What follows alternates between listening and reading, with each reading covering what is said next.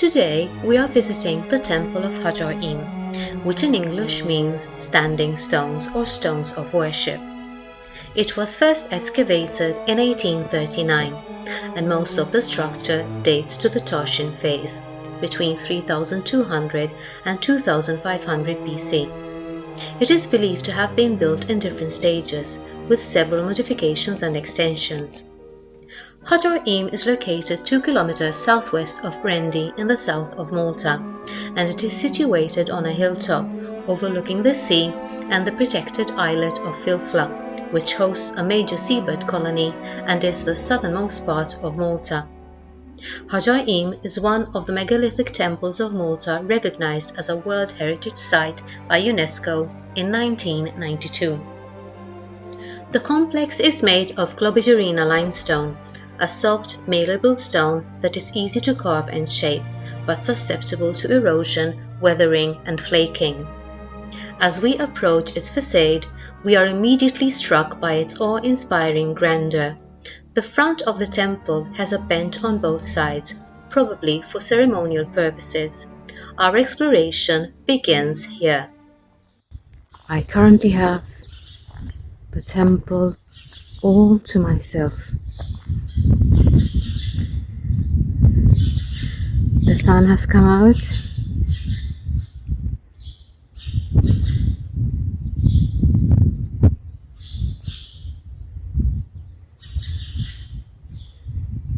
And the temple is all mine.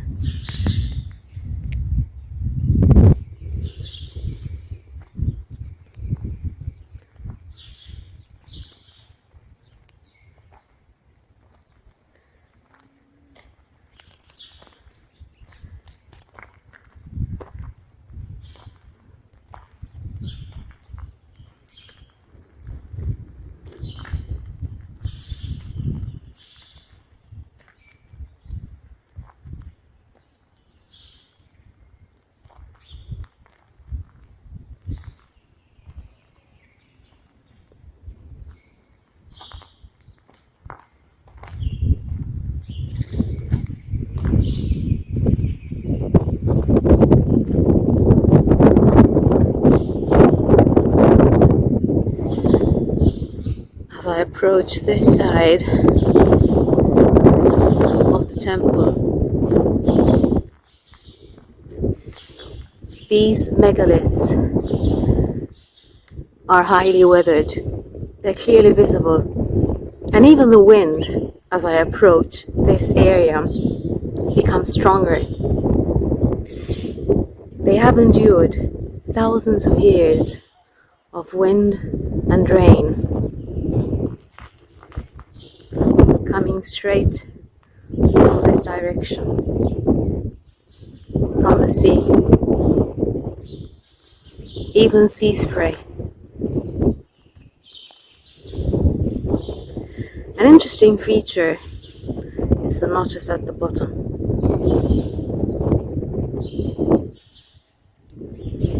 It is believed that these notches were there for a purpose, to help the builders lever them into position. At least that's one of the theories. It is a plausible one nonetheless. This is a beautiful 1787 painting by Hill, and it shows the larger megaliths, which were the only part visible of the temple before its excavation.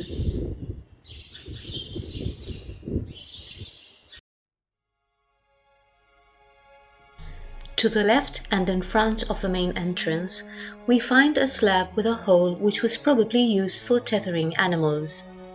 These were presumably kept there prior to being ritualistically sacrificed in the temple. It could also have been used for libations during rituals.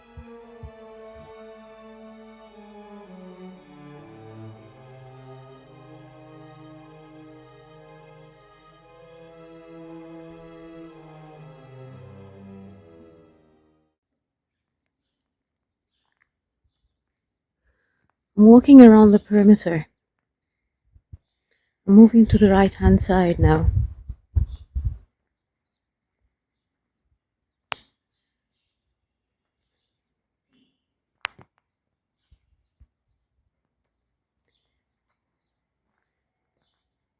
Now this is believed to be the biggest stone, the biggest megalith in our temples.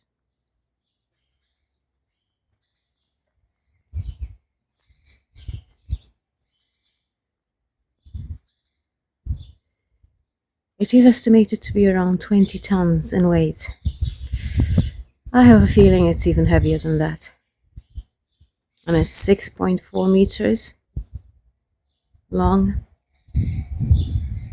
and 3 meters high.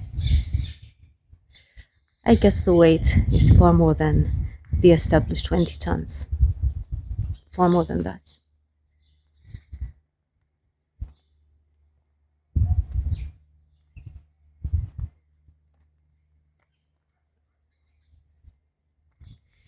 Now here,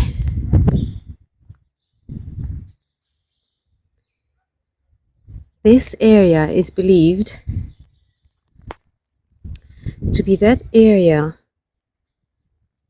where the summer solstice, the first rays on the summer solstice, hit this altar over here.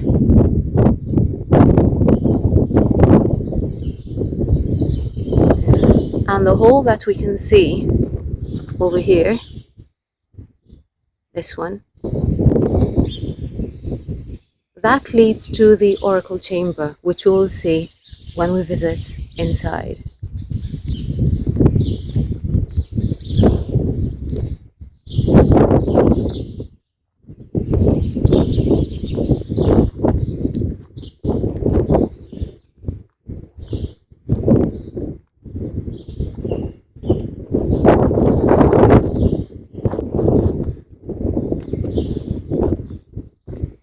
Now we're approaching a huge orthostat. It's believed to be 5.2 meters in height. Yep. Quite a feat indeed, if you ask me. Over 5,000 years ago. Some notches at the bottom are visible here as well.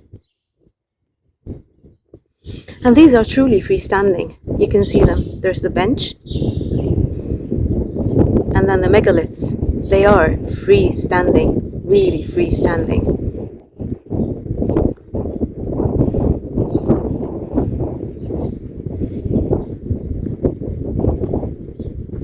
Now here is the exit.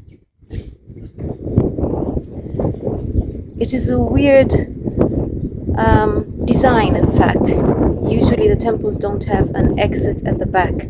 This one does.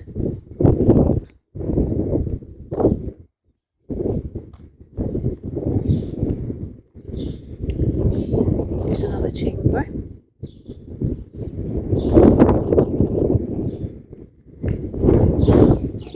Entered from the outside.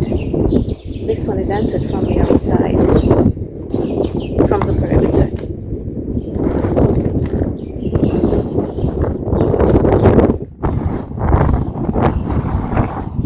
The wind is stronger from here.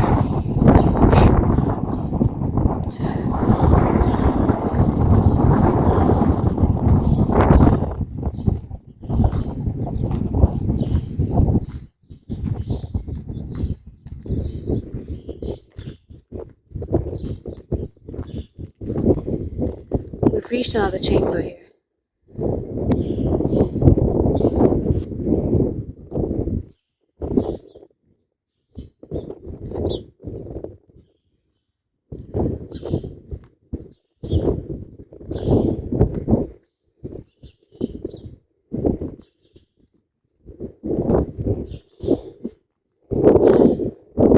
And another one here.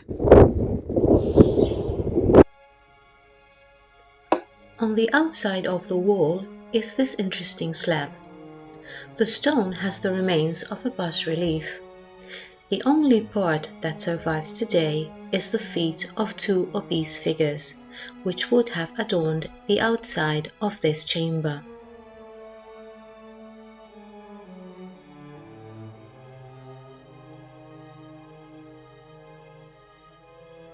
Here is another chamber which is intriguing in that it contains several stones in its center. We will never know whether they fell in during a collapse. However, this seems highly unlikely, since at least two of them have libation holes carved into them. This feature is found at other temple sites in Malta, and it seems that these holes were used for sacred and ritual liquids. One wonders what rites were carried out in the chamber. If only these ancient stones could speak and tell the tale.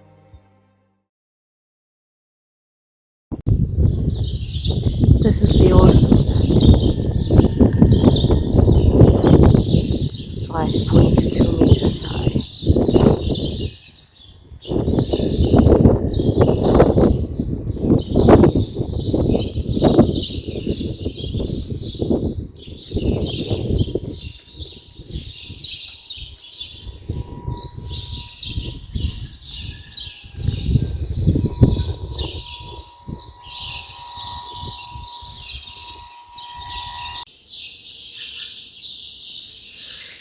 I'm walking inside the temple now, from the main entrance. It's very peaceful, very quiet. I can only hear the birds chirping. As we enter, we find ourselves on either side an apse. These are called apses, semicircular chambers, C-shaped chambers. Now this apse on the left, as you can see, everywhere is cordoned off, so we cannot really walk inside the chambers themselves. Beautiful portal, beautifully designed, leading to another chamber.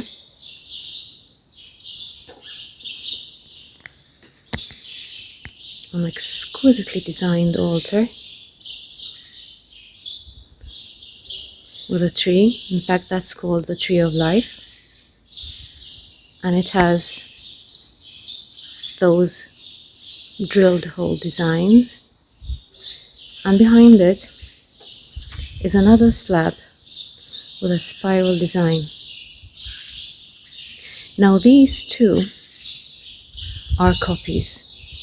The originals, the primary sources, are in Valletta, in the Museum of Archaeology.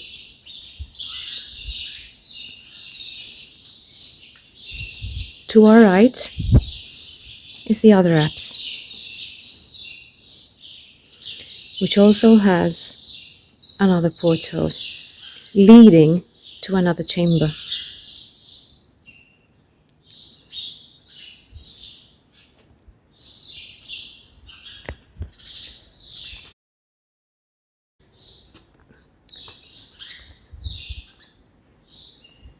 And another two apses, one on the right, one on the left. This one on the left is pretty huge, and in fact it has many features. The two pedestal altars. There is another apse at the back.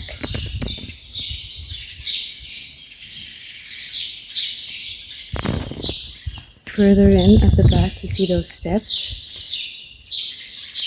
and underneath them they found several statues. What in Malta we commonly refer to them as the Fat Lady, but most of these statues don't even have a head, so we don't know whether they represent a male or a female deity. But that is the topic of another video for another day. The statues are situated in the Museum of Archaeology in Valletta. Again, I do have planned another video focusing on the statues. But here you can see what these statues look like. None have a head. interesting.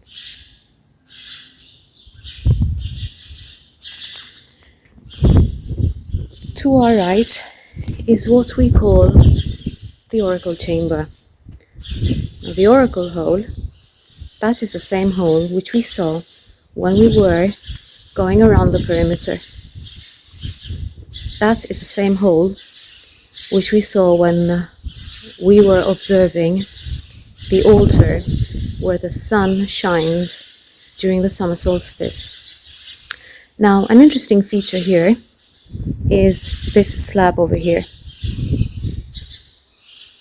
because during the summer solstice the sun shines through that hole, hitting this slab over here, and initially the rays of the sun look like the crescent moon. As the sun rises, the design on the slab, it goes down onto the ground and it opens up, it transforms into a full circle until it grows smaller again and disappears. In fact, this change in phases of the sun as it shines during the summer solstice is reminiscent of the phases of the moon. Initially, the waxing moon, the small crescent, then it becomes the full moon, and eventually, as it grows smaller, it's the waning moon. It is highly interesting.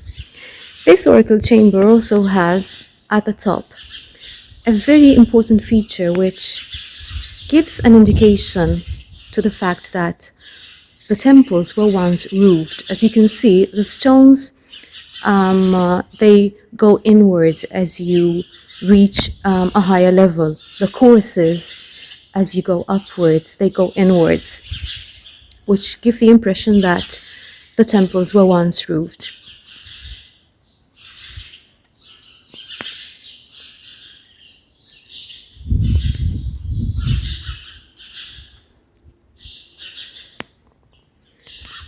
Another interesting feature as we approach the exit is these holes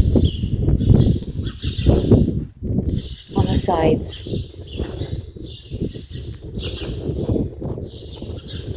They're here, this side and this side.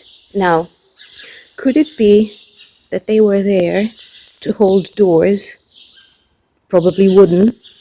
We don't know. It's just an interpretation, just speculation. That's the beauty of prehistory, in fact. We can only come up with interpretations because we don't have the privilege of any written sources, even though written sources have their own problems as well. But that's for another time.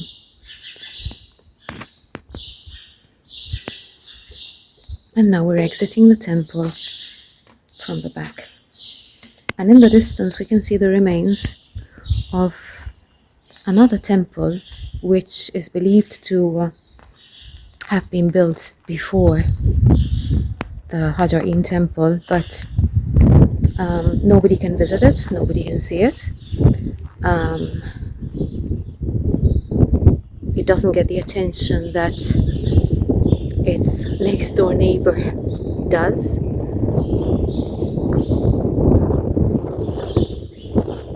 That's all that there is. This is the roofed part of the main entrance. Look at this slab, this horizontal slab.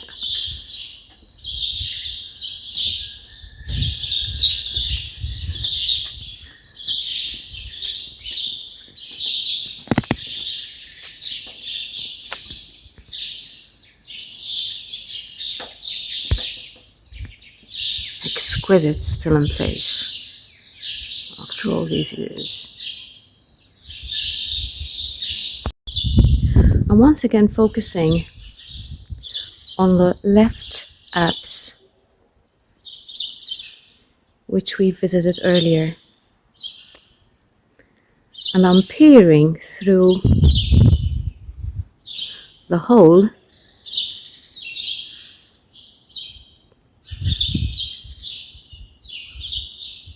here.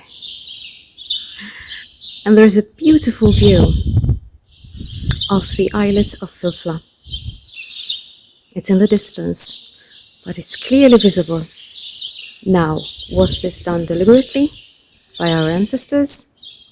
That hole, or rather, it is more of an entrance to another chamber, which we can see when we're on the outside. But it's quite interesting that Filfla is clearly visible from here.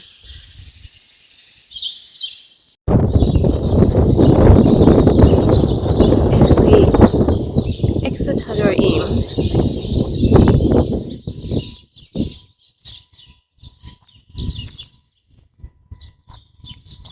we head down south on a very beautiful and sunny day with a light breeze, which becomes a bit stronger at times.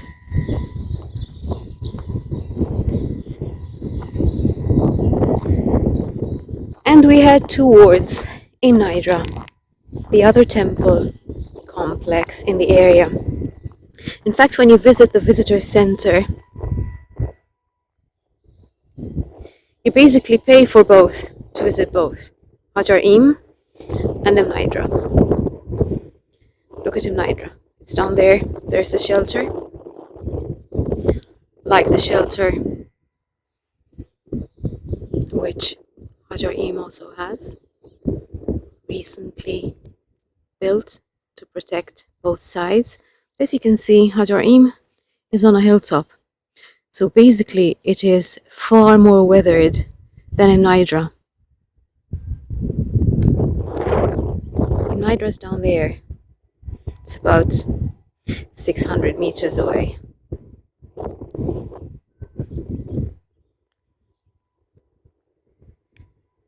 It's more protected, cocooned.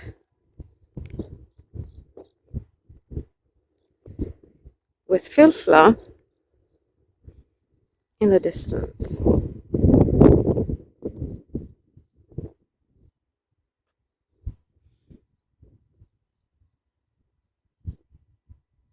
We've seen Filfla from inside Ħaġar Qim.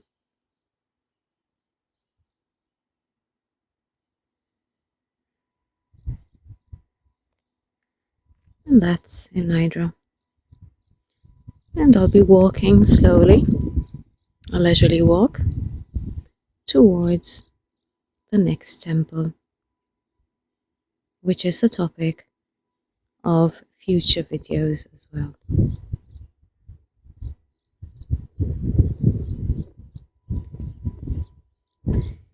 Thank you for joining me today. This is Moira from Raven Expeditions. If you like this video, please subscribe to my channel for further videos. Thank you.